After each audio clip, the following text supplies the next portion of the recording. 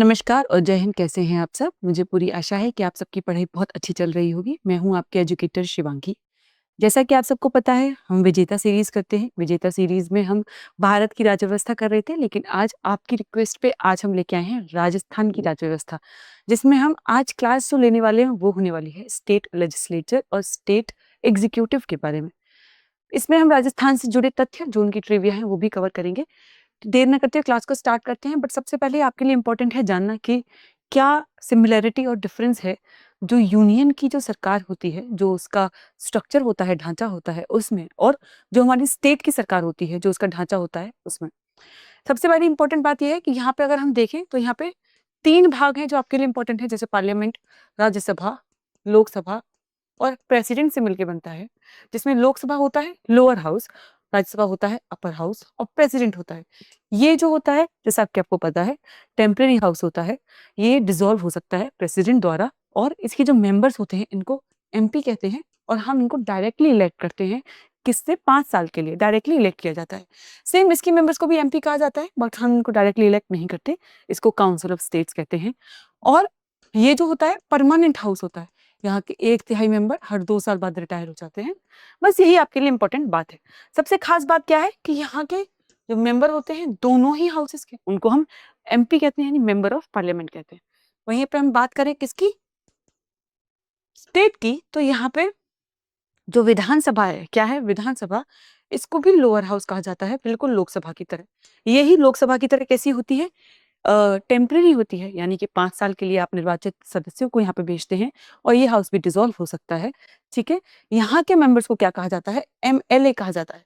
क्या कहा जाता है? एमएलए कहा जाता है। बात करते हैं विधान परिषद यानी लेजिस्लेटिव काउंसिल की। तो लेजिस्लेटिव काउंसिल होता है, वहाँ के मेंबर्स को आप एमएलसी कहते हैं। ये एक परमानेंट हाउस होता है, और ऑलमोस्ट 5 साल बाद क्या होता है यहाँ पे? सॉरी, ये परमानेंट हाउस होता है, तो 1/3 जो आपके मेंबर्स होते हैं वो क्या होते हैं? हर 2 साल बाद रिटायर हो जाते हैं। ये होती है आपके लिए सबसे इंपॉर्टेंट बात। सबसे खास बात यहाँ पे क्या है कि आखिर जब हम बात करते हैं लेजिस्लेटिव काउंसिल और असेंबली के बारे में, तो जैसा कि आपको पता है कि राज्यसभा भी मैंडेटरी है, लोकसभा भी मैंडेटरी है। पर क्या स्टेट्स में ऐसा होता है? हमको काउंसिल्स जो होती हैं वो कितने स्टेट्स में देखने को मिलती हैं, और असेंबली जो होती है वो कितने स्टेट्स में देखने को मिलती है। इसके बारे में थोड़ी जानकारी हम और करते हैं और देखते हैं कि जो विधानमंडल यानी राज्य विधानमंडल होता है, जिसको हम स्टेट लेजिस्लेचर कहते हैं। लेजिस्लेचर क्या होता है? वो भाग, यानी कि वो हिस्सा हमारी सरकार का या राज्य का जो कानून बनाता है, उसको लेजिस्लेचर कहा जाता है। और जो हिस्सा उस कानून को लागू करता है सड़क पर, उस कानून को लागू करता है जमीनी स्तर पे, उनको क्या कहा जाता है? एग्जीक्यूटिव कहा जाता है। ठीक है। ये कितने हिस्सों में विभाजित होता है? 2 में। क्या कहते हैं इनको? यूनिकैमरल और बाइकैमरल। कौन से आर्टिकल में उल्लिखित है? आर्टिकल 168 में उल्लिखित है। अब यूनिकैमरल और बाइकैमरल क्या होता है? ये तो बड़ा नया कॉन्सेप्ट है। यूनिकैमरल कहा जाता है उन स्टेट्स को जिन स्टेट्स में सिर्फ एक ही चीज होती है, और वो होती है लेजिस्लेटिव असेंबली यानी विधानसभा। उनको हम क्या कहते हैं? यूनी का मतलब क्या होता है? 1। ठीक है। और क्यों होती है एक? है ना, क्योंकि ये मैंडेटरी है। ये एक मैंडेटरी प्रोविजन है कि हर स्टेट में एक विधानसभा होनी ही चाहिए। लेकिन वो स्टेट्स कौन से होते हैं जो बाइकैमरल होते हैं? वो होते हैं जिनमें विधानसभा भी होती है और विधान परिषद भी होती है। विधान आपकी जो परिषद है वो मैंडेटरी नहीं है। आप चाहें तो अपने स्टेट में प्रोविजन पास करा सकते हैं, पार्लियामेंट से आप मंजूरी ले सकते हैं और अपने स्टेट में या तो विधान परिषद को बना सकते हैं, या अगर ऑलरेडी बनी हुई है तो उसको समाप्त भी कर सकते हैं। ठीक है। एट प्रेजेंट 6 स्टेट्स हैं। कितने स्टेट्स हैं? 6 स्टेट्स हैं जिनमें क्या है? विधान परिषद है। ठीक है। जे जो था वो था किसका पार्ट था? बाइकैमरल का पार्ट था, लेकिन अब नहीं है। अब उसको हटा दिया गया है। अब हमारे पास सिर्फ 6 स्टेट्स रह गए हैं। ठीक है। अब आप मुझे कमेंट बॉक्स में बताएंगे वो 6 स्टेट्स कौन से हैं जिसमें हमारे पास विधानसभा और विधान परिषद दोनों है। ठीक है। चलिए आगे बढ़ते हैं और देखते हैं विधान परिषद क्या है। अगर हम काउंसिल्स की बात कर ही रहे हैं तो आखिर काउंसिल है क्या और काउंसिल कैसे बनाई जाती है? तो जो विधान परिषद यानी लेजिस्लेटिव काउंसिल है वो कभी भंग नहीं होती, उच्च सदन होती है यानी परमानेंट होती है। जैसा कि मैंने आपको बताया 1/3 जो सदस्य होते हैं हर 2 साल बाद रिटायर हो जाते हैं। इसको बनाने का जो प्रोविजन है किस में उल्लिखित है? 169 आर्टिकल में उल्लिखित है। यहाँ पे आप बहुमत से पार्लियामेंट में आप अपना भेज सकते हैं प्रस्ताव कि हम चाहते हैं कि हमारे स्टेट में क्या हो, विधान परिषद हो। पार्लियामेंट इस बात को मंजूरी दे ना दे किस पे डिपेंड करता है, पार्लियामेंट पे डिपेंड करता है, यानी कि कंपल्शन नहीं है पार्लियामेंट पे। सेम अगर हमने इन दोनों के थोड़े डिफरेंस तो देखा, ये ऑलमोस्ट राज्यसभा और लोकसभा जैसा तो नहीं है, तो ऐसा तो नहीं है कि सिर्फ यही अंतर होगा इन दोनों में, इनमें और भी अंतर होते हैं। क्या अंतर होते हैं वो जानेंगे हम इस टेबल के थ्रू। ये टेबल होने वाली है आपके लिए बहुत इंपॉर्टेंट, आप चाहें तो स्क्रीनशॉट ले सकते हैं। सबसे पहले बात करते हैं संवैधानिक आधार की। अनुच्छेद 168 117 में ये मेंशन्ड है, बट आपके लिए सबसे इंपॉर्टेंट क्या है, पार्ट 6। सबसे इंपॉर्टेंट क्या है, पार्ट 6। अगर आपसे पूछा जाता है किस भाग में मेंशन्ड है कि विधान परिषद और विधान सभा होनी चाहिए, तो वो है भाग 6 यानी पार्ट 6 में मेंशन्ड है। इनकी प्रकृति क्या है, इन ये जो आपका असेंबली है वो निम्न सदन है, लोअर हाउस है, टेम्परेरी है, 5 साल के लिए होता है, फिर रिजॉल्व भी हो सकता है, वही जब बातें जो लोकसभा में हमने देखी। ये उच्च सदन है, परमानेंट है और कभी भंग नहीं होता, वही जो हमने राज्यसभा में देखा उसी से मिलता जुलता है। यहाँ की जो स्ट्रेंथ होती है, जो यहाँ की स्ट्रेंथ है वो आर्टिकल 300 में मेंशन्ड है। अब स्ट्रेंथ कितनी होगी, पहली बात तो आप यहाँ मुझे बताइए, आपसे मेरा सवाल है, लोकसभा की स्ट्रेंथ कितनी है, बताइए लोकसभा में इस वक्त कितनी स्ट्रेंथ है। अब बात करते हैं यहाँ की। तो कहा जाता है कि जो मैक्सिमम स्ट्रेंथ है, यानी कि आप ज्यादा से ज्यादा कितने लोग रख सकते हो असेंबली में, 500 रख सकते हो। हम किसकी बात कर रहे हैं, विधानसभा की बात कर रहे हैं। और मिनिमम कितने रख सकते हो, 60 रख सकते हो। कितने, 60। बट मेरा आपसे क्वेश्चन है कि क्या ऐसा कोई भी स्टेट नहीं है जिसमें 60 से कम मेंबर्स, क्योंकि ऐसे बहुत सारे स्टेट्स हमारे पास जिनकी पॉपुलेशन बहुत कम है, तो क्या उनमें विधानसभा सभा नहीं होगी, जी बिल्कुल होगी। सबसे पहला एग्जांपल हमारे पास ये है कि 30 ही सीट्स वाला जो स्टेट है, कौन कौन से, अरुणाचल, सिक्किम और गोवा, इनमें सिर्फ 30 ही स्टेट्स हैं। हमारे पास 2 और स्टेट्स हैं, एक में है सिर्फ 40 सीट्स और एक में है 46 सीट्स। कौन है वो, बताइए। तो इस चार्ट से आपके पास 3 क्वेश्चन बन चुके हैं। आप मुझे लोकसभा की सीट बताएंगे, ये बताएंगे कि इनमें से ये सीट्स कितनी कितनी है और किस स्टेट की है। इस तरीके से आपका रिवीजन भी फास्ट होगा।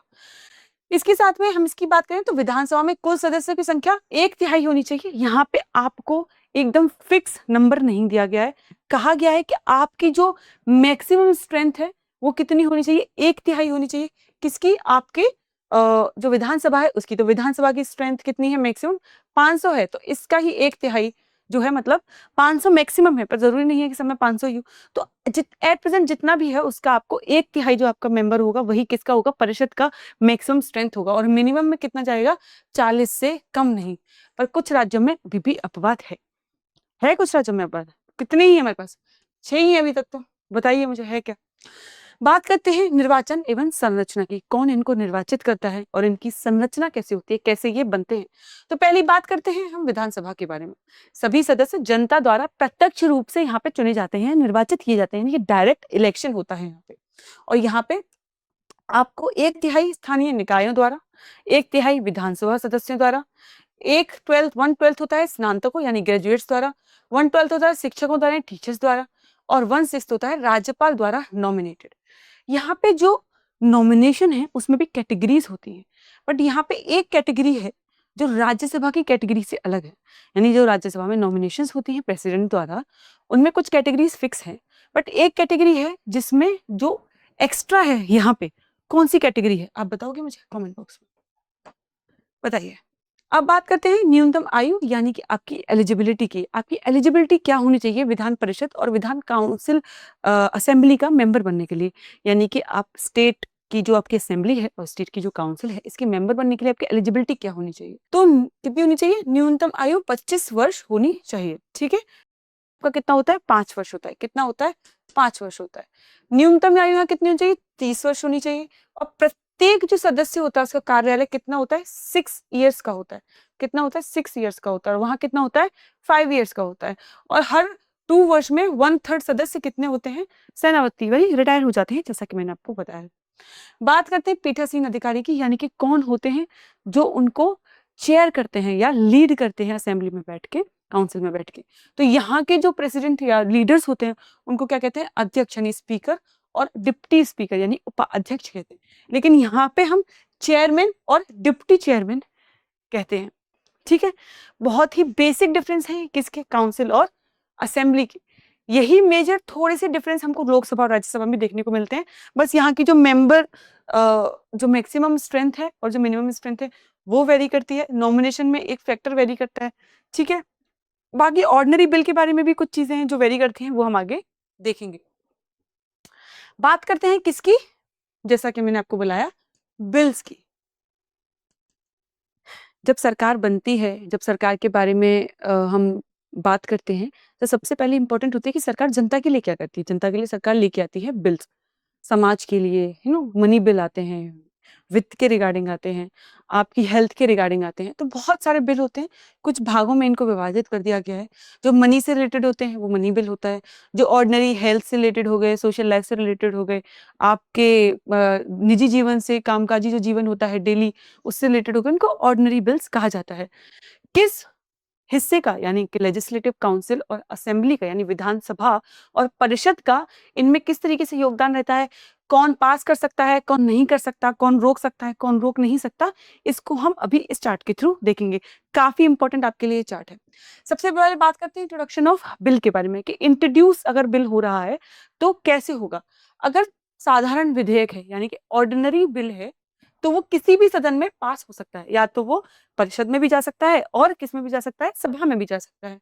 विधेयक केवल विधानसभा से प्रस्तुत होता है, लेकिन कौन सा, धन, अगर वो मनी बिल है तो वो सिर्फ विधानसभा से ही प्रस्तुत होगा, बिल्कुल जैसे लोकसभा में होता था। केवल साधारण विधेयक प्रस्तुत कर सकती है, यानी ऑर्डिनरी बिल ऐसा नहीं है कि उसको सबसे पहले प्रेजेंट कौन करेगा, सबसे पहले विधानसभा ही प्रेजेंट करेगा। परिषद भी ऑर्डिनरी बिल को पहले प्रेजेंट कर सकती है, लेकिन वित्त, जो मनी बिल होते हैं, जो धन विधेयक होते हैं, उनको प्रस्तुत नहीं कर सकती। अब ऑर्डिनरी बिल को प्रस्तुत कर सकती है, तो इसके बारे में भी कुछ इन्फॉर्मेशन देखते हैं। तो जो साधारण विधेयक होते हैं, अंतिम एवं निर्णायक शक्ति किसके पास होती है, विधानसभा के पास ही होती है। अब अगर मैं समझाऊं आपको थोड़ा सा, तो मान लीजिए विधानसभा ने एक बिल भेजा, ऑर्डिनरी बिल है, किसको, विधान परिषद को। इनके पास समय होता है कितना, 3 महीने का, कितने, 3 मंथ्स का। सोचिए, विचारिए, देखिए आप क्या करना चाहते हैं इसके ऊपर। अगर आपने वापस भेज दिया कुछ अमेंडमेंट्स के थ्रू या के चेंजेस के थ्रू, कि मुझे लगता है कि आपको इसमें कुछ चेंजेस कर देने चाहिए, और इन्होंने इसको वापस भेज दिया विद चेंज और विदाउट चेंज, मतलब उनकी मर्जी है, उन्होंने इन चेंजेस को एक्सेप्ट किया या नहीं किया और आपको वापस भेज दिया। फिर आपके पास सिर्फ 1 महीने का वक्त होता है और आपको ये पास कर देना ही है, फिर आप इसमें कोई चेंज नहीं कर सकते हैं। ठीक है, लेकिन लोकसभा और राज्यसभा में ऐसा नहीं होता है। ठीक है, क्या डिफरेंस होता है लोकसभा राज्यसभा में, आप मुझे कमेंट करके बताइए। यहाँ पे हम ये डिफरेंस देख पाते हैं कि इनके पास मैक्सिमम कितना टाइम होता है, 3+1, यानी कुल मिला के सिर्फ 4 महीने का वक्त होता है। जो हमने यहाँ पे देखा कि इनके पास अधिकतम 4 माह का वक्त होता है, 3+1 तक ये विलंब कर सकते हैं, उसके बाद भी इसको रोक नहीं सकते हैं। फिर आप इसको रोक नहीं सकते। एक बार उन्होंने वापस भेज दिया कि हाँ ठीक है, हमको आपके चेंजेस एक्सेप्ट नहीं करने या करने हैं, फिर वो पास हो जाता है। धन विधेयक पर क्या शक्ति होती है, मनी बिल पे विधानसभा की क्या शक्ति होती है। धन विधेयक पारित करने की वास्तविक अंतिम शक्ति इनके पास ही होती है। इनके पास कुछ नहीं होता है, बस 14 दिन तक ये सुझाव भेज सकते हैं और उसको भी एक्सेप्ट करना न करना कोई मैंडेटरी नहीं है, किसके ऊपर, विधानसभा के ऊपर। बिल्कुल एग्जैक्टली वैसा ही जैसा हमको लोकसभा और राज्यसभा में देखने को मिलता था। यदि धन विधेयक 14 दिन में वापस न हो तो वो स्वतः ही पारित माना जाता है, यानी कि वो फिर अपने आप ही पास हो जाता है। और अगर 14 दिन बाद विधेयक स्वतः पारित हो जाता है, या अगर वो इनको 14 दिन बाद रख लेते हैं तो भी वो स्वतः पारित हो जाता है। कुछ चेंजेस करके भेजते हैं तो वो चेंजेस नहीं कर सकते, मनी बिल में चेंजेस नहीं कर सकते। ठीक है, इसलिए किसका, विधान परिषद का मनी बिल में कोई रोल नहीं होता है। वित्तीय नियंत्रण यानी फाइनेंशियल कंट्रोल की अगर हम बात करें तो बजट, अनुदान मांगे, विनियोग एंड वित्त विधेयक पारित करता है कौन, विधानसभा। वहीं बजट पर सिर्फ चर्चा कर सकते हैं कौन, विधान परिषद, लेकिन अंतिम निर्णय नहीं ले सकते। जैसे कि बिल्कुल राज्यसभा जैसा हाल है, कोई अल्टीमेट एंड पावर किसके पास नहीं है, विधान परिषद के पास नहीं है। डेडलॉक की अगर स्थिति आती है, अगर ऐसी स्थिति आती है ऑर्डिनरी बिल के मामले में कि डेडलॉक हो रहा है, तो जैसे कि राज्यसभा और लोकसभा में क्या हो जाती थी, जॉइंट सिटिंग हो जाती थी। यहाँ पे जॉइंट सिटिंग का प्रोविजन नहीं है, यहाँ पे जॉइंट सिटिंग नहीं हो सकती, अंतिम निर्णय विधानसभा का ही होगा। वहां पे क्या होता था, अंतिम निर्णय किसका होता था, किसी का नहीं होता था। अगर ऑर्डिनरी बिल रिजेक्ट हो गया, जॉइंट सिटिंग नहीं बैठ रही है, कॉमन कंक्लूजन पे नहीं है, तो पास नहीं होगा। यहाँ पे जॉइंट सिटिंग का कॉन्सेप्ट ही नहीं है। अंतिम निर्णय को नहीं रोक सकते, केवल विलंब कर सकते हैं, यानी कि डिले कर सकते हैं, रोक नहीं सकते। जॉइंट सिटिंग का कोई प्रोविजन नहीं, जैसा कि मैंने आपको बताया। संवैधानिक संशोधन विधेयक, क्या ये संविधान में संशोधन कर सकते हैं? जहां राज्यों की स्वीकृति आवश्यक हो वहां अनुमोदन कर सकते हैं, सिर्फ रिक्वेस्ट कर सकते हैं। जैसे हमारे बहुत सारे अमेंडमेंट बिल्स होते हैं जिनमें स्टेट की स्वीकृति भी चाहिए होती है कि वो सब तो पास करें, बाकी स्टेट भी बताएं, वहां पे भी रिक्वेस्ट कर सकते हैं, अनुमोदन कर सकते हैं। यहाँ पे इनके साथ संविधान संशोधन के लिए अनुमोदन में से कोई इनकी भूमिका नहीं है। कार्यपालिका पर इनका क्या प्रभाव होता है? जब पूरा हमारा स्ट्रक्चर चल रहा होता है तो उसकी कार्यपालिका पे यहाँ पे क्या प्रभाव होता है? यहाँ पे अविश्वास प्रस्ताव अगर पास कर दिया जाता है तो सरकार गिर जाती है, और इसलिए विधेयकों पर इसका प्रभुत्व अधिकार है। यानी कि जो लॉज होते हैं वो किसके द्वारा बनाए जाते हैं? सभा के द्वारा बनाए जाते हैं। यहाँ के जो मेंबर होते हैं वो लॉ मेकिंग में, यानी कि जो हमारा विधि का जो निर्माण किया जाता है उसमें बहुत ज्यादा रोल इंपॉर्टेंट होता है किसका? विधानसभा का। क्योंकि यहाँ के जो मेंबर्स होते हैं वही अल्टीमेट रोल प्ले करते हैं हर टाइप के बिल के ऊपर। यहाँ पे इनका ऐसा कोई रोल नहीं होता है। ठीक है, जैसा कि मैंने आपको बताया था कि हम किसकी बात कर रहे थे कि विधान जो सभा यानी कि जो असेंबली होती है उसमें कौन वोट दे सकता है। तो 18 वर्ष से अगर आपकी आयु है, आप 18 वर्ष से ऊपर हो, वोटिंग लिस्ट में आपका नाम है, तो आप वोट दे सकते हो। वहीं पे ये चार्ट आपके लिए बहुत इंपॉर्टेंट है। क्यों इंपॉर्टेंट है? कि ये आपको क्या बताता है, क्या बताता है? डिवीजन बताता है किसका? अगर आप एमएलसीज के चुनाव में भाग ले रहे हो तो इन्हीं क्राइटेरिया में आप वोट दे सकते हो। तो एक तिहाई, एक तिहाई और एक तिहाई, तीन भाग होते हैं। ये एक दो तिहाई कौन से? एक तिहाई विधानसभा के निर्वाचित सदस्य यानी एमएलए। ठीक है, दूसरा एक तिहाई कौन हो गए? स्थानीय निकायों के निर्वाचित सदस्य, जैसे नगर पालिका हो गई, जिला परिषद हो गई, ये सब। बाकी के एक तिहाई को हम क्या देखते हैं इसमें? पहला 1/12 में कौन आते हैं? जो ग्रेजुएट स्टूडेंट्स होते हैं, जो ग्रेजुएट होते हैं वो वोट दे सकते हैं। 1/12 वोट कौन दे सकता है? जो शिक्षक होते हैं वो दे सकते हैं। और 1/6 कौन दे सकता है? राज्यपाल द्वारा सदस्य। ठीक है, जैसा कि मैंने आपसे लास्ट स्लाइड में क्वेश्चन पूछा था, एक बहुत इंपॉर्टेंट चीज थी कि किस किस क्राइटेरिया पे वोट किस किस क्राइटेरिया पे हम नॉमिनेट कर सकते हैं, यानी गवर्नर नॉमिनेट कर सकता है किसको? मेंबर्स को, एमएलसी के। तो वो क्राइटेरिया कौन से हैं? कला, साहित्य, विज्ञान, सहकारिता आंदोलन और सामाजिक सेवा। ठीक है, यानी कि अगर आपने कोई ऐसा काम भी किया है, यानी आपने किसी चीज में पार्टिसिपेट किया है, स्टेट का नाम रोशन किया है किसी चीज में, किसी आंदोलन में पार्टिसिपेट करके, तो भी आपको नॉमिनेट किया जा सकता है गवर्नर द्वारा। ठीक है, अब हम बात करेंगे किसकी? एग्जीक्यूटिव की, यानी कि कार्यपालिका की। हमने देख लिया विधायिका क्या होती है, कितने भागों में विधायिका होती है, स्टेट की विधायिका में, और जो यूनियन की यानी कि जो सेंट्रल की जो पावर्स होती हैं, राज्यसभा और लोकसभा, उनमें क्या अंतर होता है, और जो स्टेट की लेजिस्लेटिव होती है उसमें क्या अंतर होता है, हमने थोड़ा ब्रीफ में इसको देख लिया। अब हम बात करेंगे एग्जीक्यूटिव के बारे में। तो जो एग्जीक्यूटिव होती है, देखा जाए तो वो 4 लोगों में ही क्या होती है? निर्मित होती है। इन्हीं 4 लोगों को मिला के हम एग्जीक्यूटिव कहते हैं। पहला होगा हमारा गवर्नर, जो इन सबका प्रमुख होता है। कौन होता है? संवैधानिक प्रमुख होता है। किसका? राज्य का। दूसरा आता है मुख्यमंत्री, जो वास्तविक में प्रमुख होता है। असली सारे कार्य किसके द्वारा करते हैं? मुख्यमंत्री के द्वारा ही किए जाते हैं। फिर आती है काउंसिल ऑफ मिनिस्टर, जो मुख्यमंत्री की किसमें? मुख्यमंत्री की अध्यक्षता में काम करती है और उनको सलाह देती है, और फिर राज्य पे एक सुशासन का काम करती है। फिर बात करते हैं एडवोकेट जनरल के बारे में, जो राज्य का सर्वोच्च विधि यानी लॉ का अधिकारी होता है। ये सब किसके पार्ट है? एग्जीक्यूटिव के पार्ट है। बात करते हैं सबसे पहले राज्यपाल के बारे में, यानी कि गवर्नर के बारे में। तो जब हम एग्जीक्यूटिव पढ़ते हैं तो हम मेनली किसके बारे में पढ़ते हैं? हम गवर्नर और चीफ मिनिस्टर और काउंसिल ऑफ मिनिस्टर्स के बारे में ही पढ़ते हैं मेनली। तो आज हम गवर्नर के बारे में पढ़ते हैं। सबसे पहले अगर इनके जो संवैधानिक अधिकार हैं वो आर्टिकल 152 में प्रत्येक राज्य में एक राज्यपाल होगा। जिस तरीके से कहा गया भारत में एक राष्ट्रपति होगा, उसी तरीके से प्रत्येक राज्य में एक राज्यपाल होगा। राज्य की समस्त कार्यपालिका शक्ति का राज्यपाल में ही निहित होगी, यानी कि जितने भी काम किए जाएंगे स्टेट्स के, वो गवर्नर का नाम लेके ही किए जाएंगे, गवर्नर के नाम से ही किए जाएंगे। जो लास्ट स्टैंप होगा वो किसका होगा? गवर्नर का ही होगा। राज्यपाल मंत्रिपरिषद और की सहायता एवं सलाह पर ही कार्य करेगा कौन? गवर्नर। तो राज्यपाल होता है, उसको मंत्रिपरिषद सलाह देगी और उनकी सलाह पे ही वो काम करेगा। और मुख्यमंत्री एवं अन्य मंत्रियों की नियुक्ति भी कौन करेगा? राज्यपाल ही करेगा। और उन मंत्रियों के सजेशंस कौन देगा? मुख्यमंत्री देगा। ठीक है, अब हम किसके बारे में? राजस्थान के बारे में एक ट्रिविया जानते हैं कि जो राजस्थान के प्रथम राज्यपाल थे वो कौन थे? गुरमुख निहाल सिंह। पूरा राजस्थान इंटीग्रेट हो रहा था, कितने सालों में इंटीग्रेट हुआ था? 8 इयर्स में। और कितने फेजेस में? 7 चरणों में इंटीग्रेट हुआ था। ठीक है, जब 7 फेजेस और 8 इयर्स में जब ये इंटीग्रेट हुआ था तो जो लास्ट राज प्रमुख बनाए गए थे, ठीक है, ऐसे कहा जाता है कि सारे देश में तक एक गवर्नर होना ही चाहिए, लेकिन राजस्थान में ऐसा नहीं था। फिर लास्ट में यूनिटी बनाने के लिए कि ब्रदरहुड रहे, फ्रेटर्निटी रहे, इसके लिए भी कहा गया कि अब राजस्थान में भी गवर्नर ही होगा। अंतिम और वर्तमान, मतलब बेसिकली इस टाइम वर्तमान में राज्यपाल कौन है? हरिभाऊ बागड़े हैं, वर्तमान के संवैधानिक प्रमुख इनको कहते हैं। पहली महिला राज्यपाल कौन थी? इनके बारे में बहुत बेस्ट ट्रिविया है। ये पहली महिला राज्यपाल थी और पहली महिला राष्ट्रपति भी थी।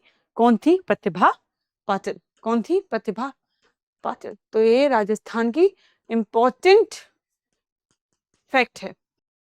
फिर कुछ हमारे पास ऐसे राज्यपाल रहे जो अपने पद पे रहते हुए, और यानी कि अगर जो उस टाइम पे राज्यपाल थे उस टाइम पे उनका निधन हो गया, ऐसे कितने हैं हमारे पास? 4 राज्यपाल थे। वे दरबारा सिंह, निर्मल चंद जैन, शैलेंद्र कुमार सिंह और प्रभा राव। इनका निधन इनके कार्यकाल के दौरान ही हो गया था, इसलिए इनका नाम इंपॉर्टेंट है।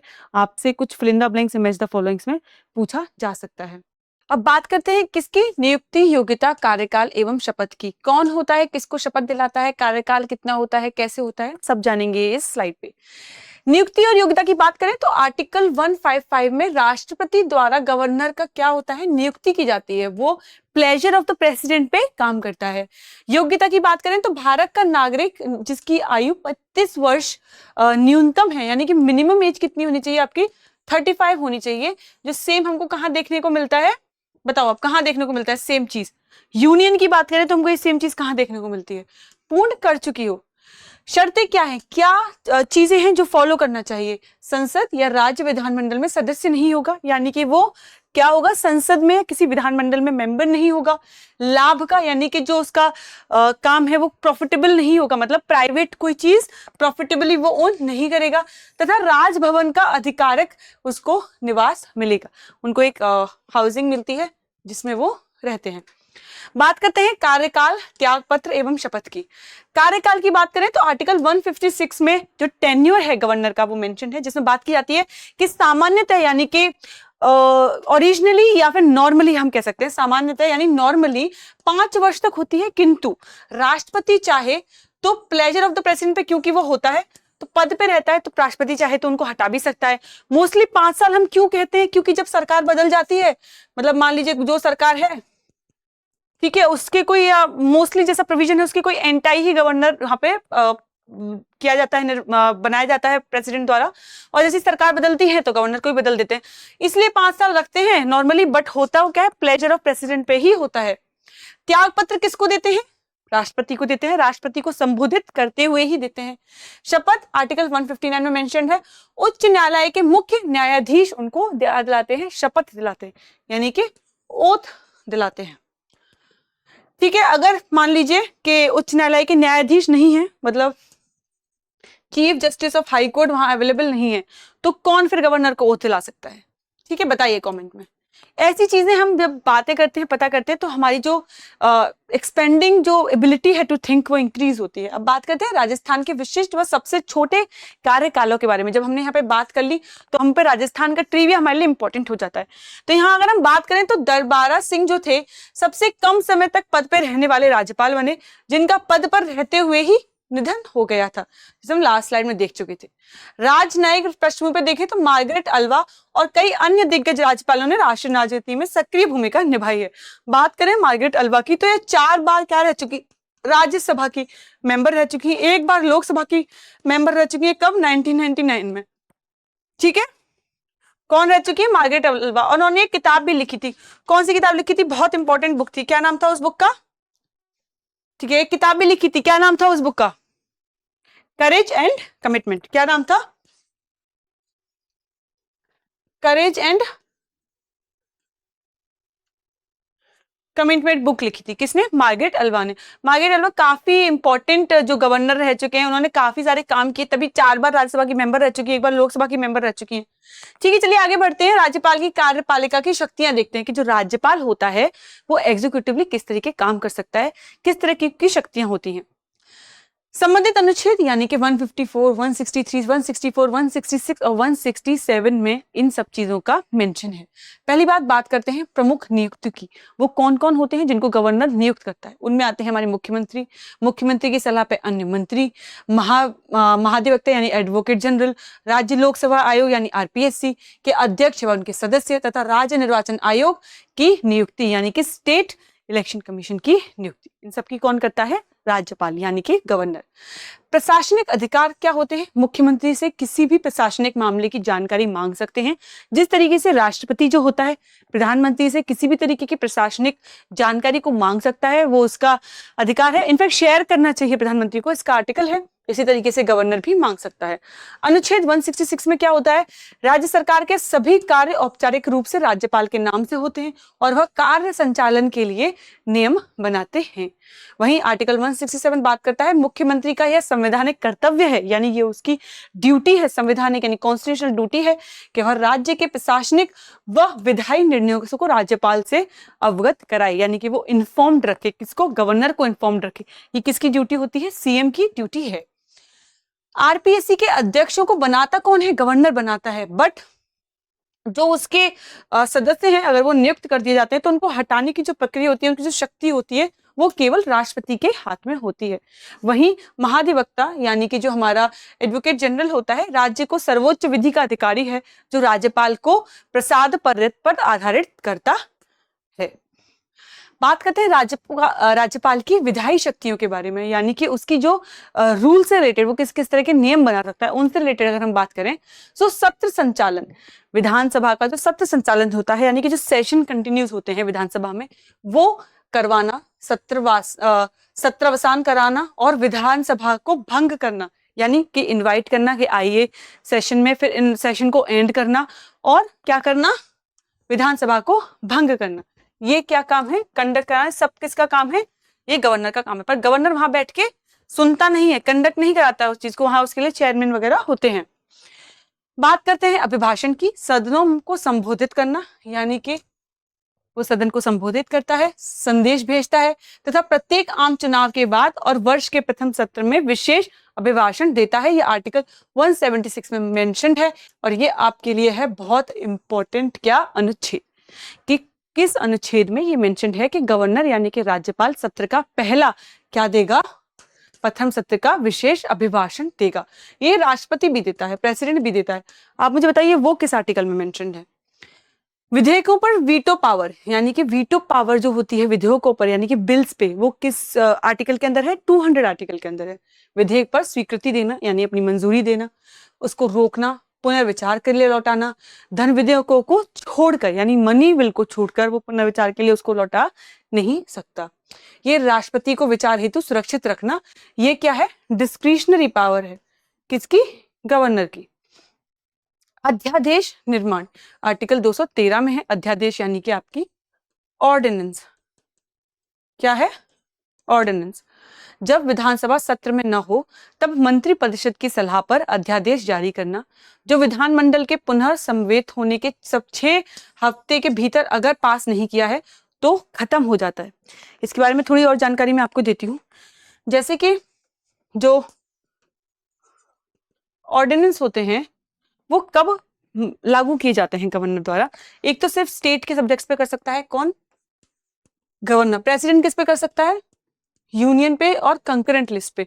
लेकिन अगर स्टेट में प्रेसिडेंट रूल हो तो फिर स्टेट की लिस्ट पे भी कर सकता है। किसकी रिक्वेस्ट पे? गवर्नर की रिक्वेस्ट पे। गवर्नर इसकी डिस्क्रिशनरी पावर है, वो प्रेसिडेंट को रिक्वेस्ट करता है। ऑर्डिनेंस जो है एक तरीके से नॉर्मल लॉ है, या तो जब राज्यसभा सत्र में ना हो, लोकसभा सत्र में ना हो, सेम स्टेट में विधानसभा सत्र में ना हो या विधान परिषद सत्र में ना हो। विधान परिषद का तो इतना इंपॉर्टेंट रोल होता भी नहीं है। अगर विधानसभा सत्र में ना हो तो ऑर्डिनेंस पास किया जा सकता है। किसी इमरजेंसी में है तो पास किया जा सकता है। ये इंपॉर्टेंट हमारे फैक्ट्स हैं।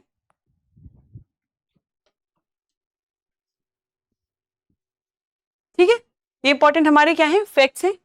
तब हम पास कर सकते हैं। कितने मंथ तक ये वैलिड रहता है? 6 मंथ तक ये वैलिड रहता है। और बाद में अगर सेशन वापस आ जाता है तो इसको 6 वीक्स के अंदर अगर आप पास कर देते हैं तो ये लॉ बन जाता है, वरना ये लॉ नहीं बनता है। ठीक है, यही हमने इसमें पढ़ा। राजस्थान की बात करें तो विधानसभा विघटन राजस्थान में अब तक 4 बार, कितनी बार? 4 बार क्या लग चुका है? राष्ट्रपति शासन लग चुका है।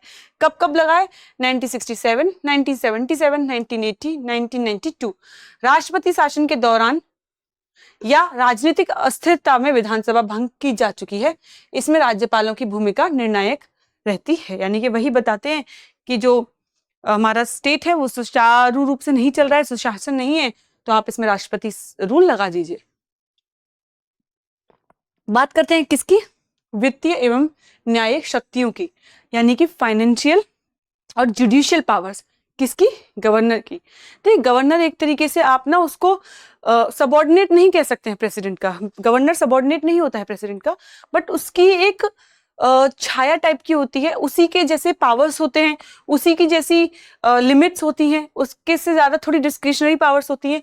जैसा प्रेसिडेंट यूनियन पे काम करता है वैसा ही गवर्नर करता है स्टेट पे काम। ठीक है। वित्तीय शक्तियां यानी फाइनेंशियल पावर्स की बात करें तो वार्षिक वित्तीय विवरण यानी बजट जो होता है हमारा, जो उसको किस में पेश करवाता है? हमारी विधानसभा में पेश करवाता है। कौन? राज्यपाल। धन विधेयक, अरे हम मनी बिल की बात करें तो राज्यपाल की पूर्व अनुशंसा यानी प्रायर रिकमेंडेशन के बाद ही, बिना मतलब उसके बाद ही विधानसभा में मनी बिल पास हो सकता है। और उसकी वो नहीं है, मंजूरी नहीं है, तो मनी बिल पास नहीं होगा, बट वो दे ही देते हैं मंजूरी। सेम किसके साथ है? प्रेसिडेंट के साथ। बात करते हैं राज्य की आकस्मिक निधि यानी कंटिजेंसी फंड से अग्रिम धन देने की शक्ति भी किसके पास होती है? राज्यपाल के पास होती है। बात करते हैं न्यायिक शक्तियों की, आर्टिकल 161 में है, राज्य की कार्यपालिका शक्ति के विस्तार वाले विषयों पर कानून के विरुद्ध दिए गए दंड में क्षमादान दे सकते हैं, दंड स्थगन कर सकते हैं, विराम यानी रोक लगा सकते हैं, लघुकरण कर सकते हैं, मतलब उसके उसका जो मायना है उसको चेंज कर सकते हैं, और परिवर्तन कर सकते हैं कि बिल्कुल उसकी जो फॉर्म है उसको ही चेंज कर दिया जाए। उसकी शक्ति किसके हाथ में होती है? गवर्नर के हाथ में होती है। इनको हम पार्डनिंग पावर्स कहते हैं। क्या कहते हैं? पार्डनिंग पावर्स कहते हैं। ठीक है। महत्वपूर्ण अंतर क्या है? राज्यपाल को मृत्युदंड को पूर्णतः माफ करने या उसको सैन्य न्यायालय कोर्ट मार्शल के दंड को बदलने की शक्ति प्राप्त नहीं है। ये सिर्फ किसके हाथ में है? प्रेसिडेंट के हाथ में है। ये सिर्फ राष्ट्रपति ही कर सकता है कि किसी की फांसी है उसको रोक सकता है, माफ कर सकता है, या फिर जो कोर्ट मार्शल के केसेस हैं उनको देख सकता है, लेकिन गवर्नर को ये पावर नहीं होती। इस मामले में जो प्रेसिडेंट होता है वो बड़ा होता है। राजस्थान के संदर्भ में वित्त आयोग का गठन राज्यपाल द्वारा 5 वर्ष पर किया जाता है। राज्य वित्त आयोग अनुच्छेद किसमें मेंशन है? आर्टिकल 243 जे में मेंशन है। ठीक है। आगे बढ़ते हैं। विवेकाधीन शक्तियां एवं विशेष स्थितियां यानी डिस्क्रिशनरी पावर्स। कुछ अलग से स्पेशल पावर्स होती हैं किसके पास? गवर्नर के पास होती हैं, जो कि उसको रूल करने में, उसको सुचारू रूप से व्यवस्था को बिठाने में मदद करती हैं गवर्नर को। कौन सी होती है वो? राज्यपाल के स्वविवेक के क्षेत्र यानी कि डिस्क्रिशनरी पावर। वो अपनी बुद्धि से, स्वविवेक से ये डिस्क्रिशनरी पावर्स को यूज कर सकता है। त्रिशंकु विधानसभा यानी स्पष्ट बहुमत न मिलने पर स्थिति में मुख्यमंत्री का चयन कर सकता है। मान लीजिए ऐसी स्थिति है जहां पे स्पष्ट बहुमत नहीं है, ऐसी स्थिति में मुख्यमंत्री का चयन कर सकता है। अविश्वसनीय बहुमत है यानी कि मंत्रिपरिषद द्वारा विधानसभा में बहुमत खोने की स्थिति में बर्खास्तगी का निर्णय कर सकता है। विधानसभा में बहुमत परीक्षण यानी कि फ्लोर टेस्ट का निर्देशन दे सकता है कि आप अपना बहुमत सिद्ध करो, फ्लोर टेस्ट करा सकता है। कुछ विशेष विधेयकों पर अनिवार्य रूप से राष्ट्रपति के विचार हेतु सुरक्षित रख सकता है, जैसे उच्च न्यायालय की स्थिति में खतरे में डालने वाले विधायक, उनको वो राष्ट्रपति की कंसिडरेशन के लिए रख सकता है। अनुच्छेद 356 में राज्य में संवैधानिक तंत्र विफल होने पर राष्ट्रपति को रिपोर्ट भेज सकता है और राष्ट्रपति के शासन की सिफारिश कर सकता है। बात करते हैं किसकी? राजस्थान विशिष्ट की। राष्ट्रपति शासन का इतिहास अगर हम देखें, जैसा कि मैंने आपको बताया था, 4 बार लग चुका है। पहली बार कब लगा था? 1967 में लगा था। उस टाइम राज्यपाल कौन थे? संपूर्णानंद थे। सबसे पहला और सबसे कम अवधि का प्रेसिडेंट रूल था ये। ठीक है। सेकेंड टाइम कब लगा? 1977 में लगा। राज्यपाल वेदपाल त्यागी थे, कार्यवाहक थे उस टाइम पे। 1980 में राज्यपाल कौन थे? रघुकुल तिलक। और 1992 में कौन थे? एम चेन्ना रेड्डी। सबसे लंबा राष्ट्रपति शासन उस टाइम पे लगा था, लगभग 1 साल के लिए लगा था। और रघुकुल तिलक की अगर हम बात करें, एकमात्र ऐसे राज्यपाल रहे हैं जिन्हें बर्खास्त करने की केंद्र सरकार ने प्रक्रिया सोची थी, किंतु उन्होंने अपने कार्यकाल के दौरान निष्पक्षता की मिसाल कायम की थी। यह हमको देखने को मिलता है। बात करते हैं हम दूसरे एग्जीक्यूटिव भाग की तरफ, जो कि है चीफ मिनिस्टर।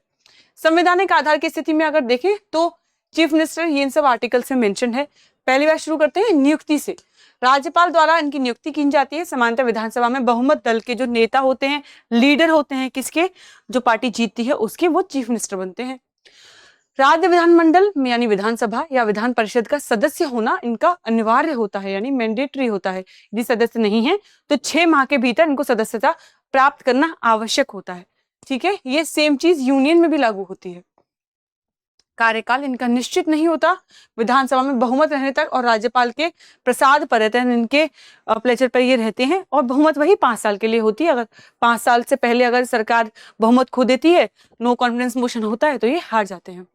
संवैधानिक स्थिति की बात करें तो राज्य की वास्तविक कार्यपालिका के प्रमुख होते हैं, मंत्रिपरिषद के नेता होते हैं, तथा राज्यपाल और मंत्रिपरिषद के बीच में जो मुख्य केंद्र होते हैं या सेतु का काम करते हैं, वो कौन होता है, मुख्यमंत्री होता है। राजस्थान की बात करें तो प्रथम मुख्यमंत्री कौन थे, हीरालाल शास्त्री थे। राजस्थान के पहले मनोनीत मुख्यमंत्री थे। वहीं प्रथम निर्वाचित मुख्यमंत्री कौन थे, टीकाराम पालीवाल थे। 1952 में प्रथम लोकतांत्रिक रूप में चुने गए मुख्यमंत्री थे। सबसे लंबा कार्यकाल किसका रहा है, मोहनलाल सुखाड़िया का रहा है। किसका रहा है, मोहनलाल सुखाड़िया का रहा है।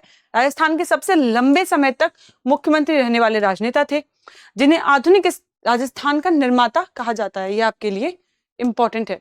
और सबसे छोटा कार्यकाल किसका रहा है, हीरालाल देवपुरा का रहा है। मात्र 16 दिन के ये चीफ मिनिस्टर थे। ठीक है, महिला मुख्यमंत्री कौन रही है, राजस्थान की प्रथम और एकमात्र अब तक रहने वाली कौन है, वसुंधरा राजे। ठीक है, अब बात करते हैं हम आगे। ठीक है, हाँ, मुख्यमंत्री की शक्तियां एवं कार्य। प्रमुख श्रेणियां कौन है, मंत्रिपरिषद संबंधी, मंत्रियों का चयन करना, विभागों का आवंटन करना, फेरबदल करना, किसी मंत्री को त्यागपत्र देने के लिए बाध्य करना, तथा मंत्रिपरिषद की बैठकों की अध्यक्षता करना, बिल्स को अच्छी तरीके से पास करवाना, पार्लियामेंट सुशासन रूप से चले, आपका जो सीएम है वो अच्छे रूप से चले, इस सब की इंफॉर्मेशन कौन रखता है, इन सबको कौन अच्छे ढंग से चलाता है, चीफ मिनिस्टर यानी मुख्यमंत्री ही चलाता है। विधानमंडल समिति अगर बात करें इनकी श्रेणी में, सदन में सरकारी नीतियों की घोषणा कौन करता है, हमारा चीफ मिनिस्टर करता है। विधेयकों का नेतृत्व करता है और राज्यपाल को विधानसभा सत्र में बुलाने व सत्रावसान की सलाह कौन देता है, सीएम ही देता है। प्रशासनिक नेतृत्व की बात करें तो राज्य प्रशासन का सर्वोच्च नियंत्रण मुख्य सचिव व वरिष्ठ अधिकारियों के साथ समन्वय और विकास योजनाओं की मैपिंग की निगरानी करना, ये सब किसके कार्य होते हैं, ये सब कार्य होते हैं चीफ मिनिस्टर यानी मुख्यमंत्री के कार्य होते हैं। इनमें अन्य क्या बात है, केंद्र सरकार और राज्य के मध्य मुख्य संपर्क की सूत्र तथा नीति आयोग में अंतर्राज्यीय परिषदों में राज्य की प्रतिनिधित्व करता है, यानी अपने स्टेट को रिप्रेजेंट करता है। कौन रिप्रेजेंट करता है, सीएम रिप्रेजेंट करता है। मुख्यमंत्री सलाहकार परिषद में राजस्थान में शासन प्रशासन की गुणवत्ता सुधारने पर समय समय पर मुख्यमंत्री सलाहकार समिति या परिषद का गठन किया जाता है, जिसमें अध्यक्ष कौन होता है, स्वयं मुख्यमंत्री ही होता है। Council of minister of cabinet की बात करें, अगर हम council of minister of cabinet को देखें तो मुख्यमंत्री की सलाह पर राज्यपाल द्वारा मंत्रियों की नियुक्ति की जाती है।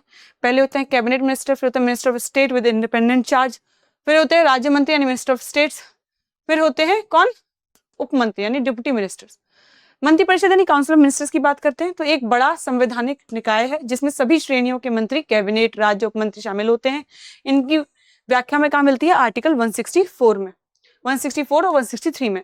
कैबिनेट की बात करें तो मंत्रिपरिषद का ही एक छोटा और आंतरिक यानी इंटरनल ये कॉलम होता है, किसका, इसी सीओएम का।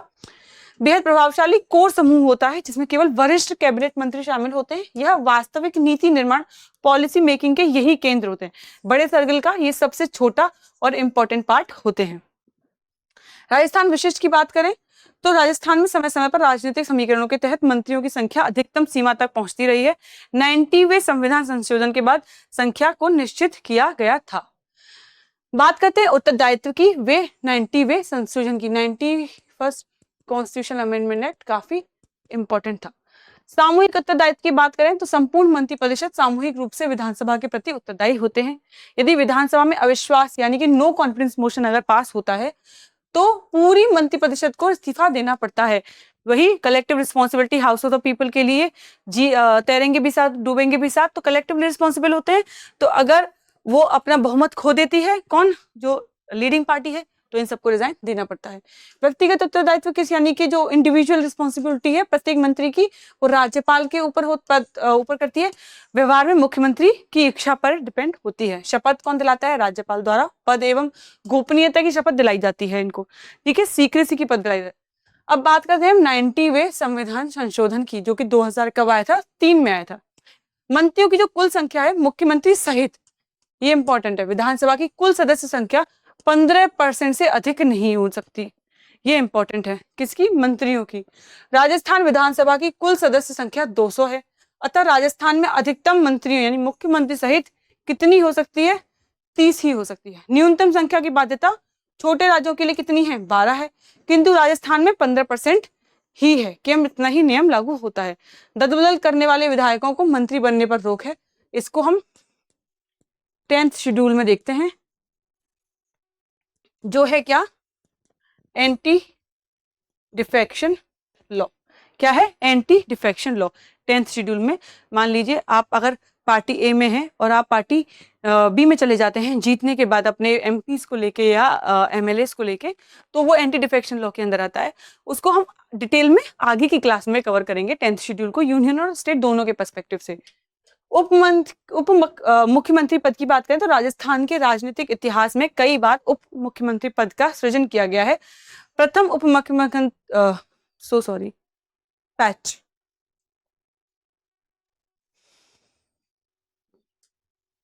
बात करते हैं राजस्थान विशिष्ट के बारे में, यानी कि राजस्थान से स्पेसिफिक इंफॉर्मेशन क्या है। तो उप मुख्यमंत्री पद की यहाँ पे हमको चीज देखने को मिलती है। राजस्थान के राजनीतिक इतिहास में कई बार उप मुख्यमंत्री पद का सृजन देखने को हमें मिला है। प्रथम उप मुख्यमंत्री कौन थे? टी का नाम पालीवाल थे, और इसके अलावा हरिशंकर भावड़ा, बंसीलाल बैरवा, कमला बेनीवाल, विभिन्न अवसरों पर सचिन पायलट, दिया कुमारी और प्रेमचंद बैरवा इस पद पर रहे हैं। यानी कि डिप्टी सीएम जैसी पोस्ट हमको राजस्थान में देखने को मिलती है। किसकी? डिप्टी सीएम की पोस्ट। ठीक है, हमने ऑलमोस्ट लेजिस्लेटिव कवर कर लिया है, एग्जीक्यूटिव कवर कर लिया है। अब हम नेक्स्ट क्लास में जुडिशरी भी देखेंगे और बाकी जो इंपॉर्टेंट बिल्स हैं उनको कवर करेंगे हम। और इम्पॉर्टेंट जो आर्टिकल्स हैं इस लेजिस्लेटिव और उससे रिलेटेड सब कुछ कवर करेंगे। क्लास बहुत लंबी ना हो जाए, इसलिए आपको इफेक्टिव और एब्सोल्यूट इन्फॉर्मेशन दी गई है पीवाईक्यूज को ध्यान में रख के इस क्लास के थ्रू। और हमको राजस्थान से रिलेटेड जितना भी इंपॉर्टेंट ट्रिविया था हम इस क्लास में कवर कर चुके हैं। ये आपके लिए बहुत इंपॉर्टेंट सवाल है, इसका जवाब आप कॉमेंट बॉक्स में जरूर दीजिएगा। भारतीय संविधान के किस अनुच्छेद के तहत राज्य की समस्त कार्यपालिका शक्ति राज्यपाल में निहित होती है? ए आर्टिकल 153, आर्टिकल 154, 163, 164, या फिर आपने क्वेश्चन अटेम्प्ट करना नहीं चाहते? ठीक है, आपका ऑप्शन क्या है? 1, 2, 3, 4 या 5? आप कमेंट बॉक्स में बताइए। इसी तरह दृष्टि RASC के साथ जुड़े रहिए अपनी अच्छी और विजय पूर्व तैयारी के लिए। धन्यवाद। अब एग्जाम की तैयारी को और बेहतर करने के लिए हमारे चैनल को लाइक, शेयर और सब्सक्राइब करना ना भूलें।